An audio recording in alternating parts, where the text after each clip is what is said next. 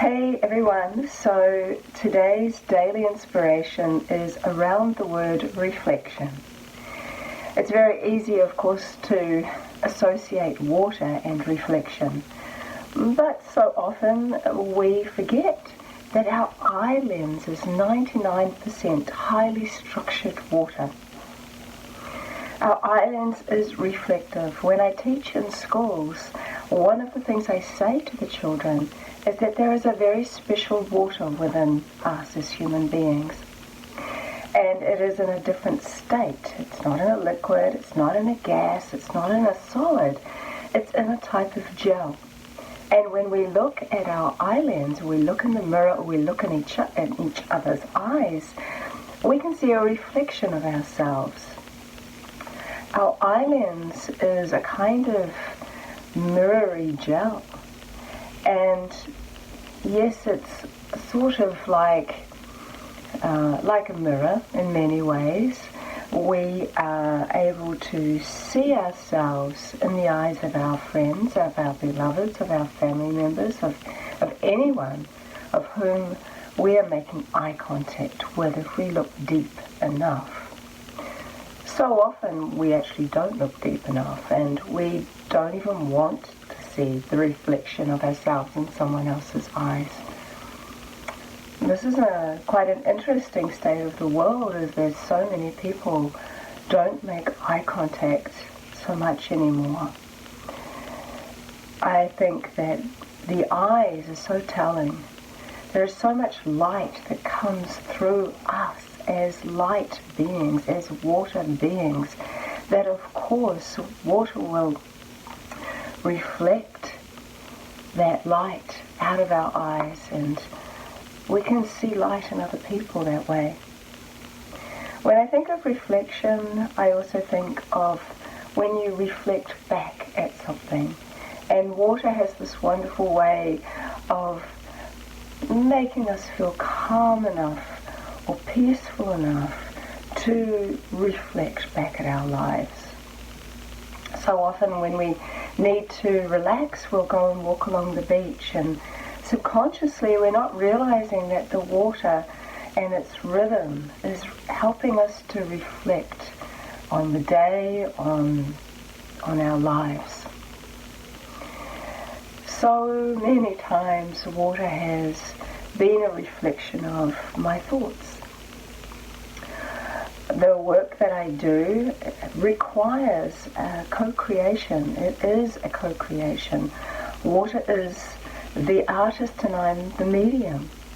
Together we seem to have this beautiful relationship whereby I can think of something and project that thought into the water, then freeze it using my technique, pull it out and photograph it, and water has used its building blocks of ice to create an image really relative to my thought. And this is water's tangible, physical expression of and reflection of my thought. I am literally seeing my thoughts crystallized in ice by water. This is also a type of reflection. When I need to relax, when I need to go into a meditative space, I find that there is a place inside of me, a place deep in my heart, and so often it's easier for me to visualize these things, and I'll explain it the way I see it in my mind's eye. But I have a very beautiful still pool inside of my heart, and inside that little pool, I will often go and I will look inside of the pool to see my reflection. And so often when I look into the water, into this mirrored image of myself, I'll see myself in different ways. Sometimes I see myself as I look now. Sometimes I see myself just as light, kind of like a light being looking into the water. Sometimes I look like water in the shape of a human being, which is also what we are. It's interesting how it changes. We look different depending on how we feel. Our emotions are such a big part of the way in which we reflect out to the world, and also in the way in which we see the world. For me, water is my most honest mirror. If I want to see myself in my truth, then I see myself as a water being, reflecting through the lens of my eyes and through the people that are attracted into my energetic field. We're all reflections of each other. Sometimes we see things in other people we don't like, and it's often a reflection of something within us that perhaps we would like to work on. I think that water also has its own lens.